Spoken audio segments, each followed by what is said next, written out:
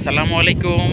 তো আমার ইউটিউব চ্যানেলে যারা সাবস্ক্রাইবার আছেন তারা দেখছিলেন আমার এই ছাদটা করছিলাম, তো ছাদের উপরে চিলেকোঠা দিচ্ছি।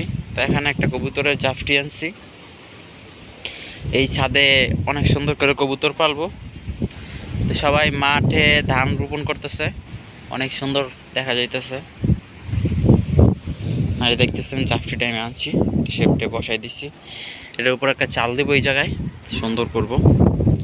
উপরে কবুতরের টম থাকবে, নিচে জাফটি থাকবে। এখানে রেসার পালবো আমি। আমার এক ভাইয়ের কাছ থেকে আনছি একটা পুরান জাফটি, দেখতেছেন সুন্দর করে বসাই দিছি।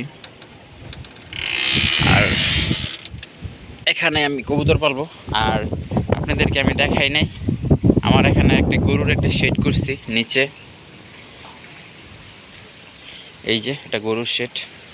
তো আরেকটা ভিডিওতে আপনাদের দেখাবো আমি কি গরু কিনবো আর কিনছি। দুইটা গরু আনছি, আরও গরু নিচে যে দেখতেছেন আমাদের এই জায়গায় মাঠটা।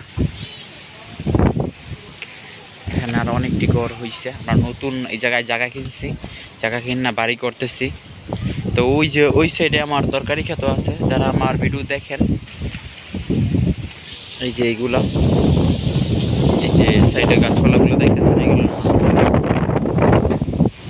আমার তরকারি ক্ষেত।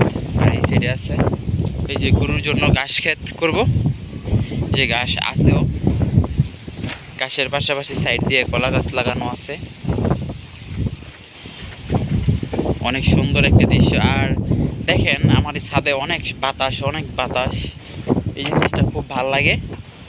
তো যাদের এইরকম ভিডিও ভালো লাগে তা আমার চ্যানেলটাকে সাবস্ক্রাইব করে দিয়ে আমার সাথে থাকবেন।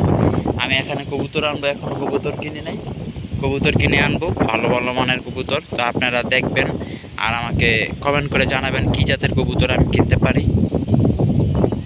আসসালামু আলাইকুম, এই বলে আমার ভিডিও শেষ করতেছি।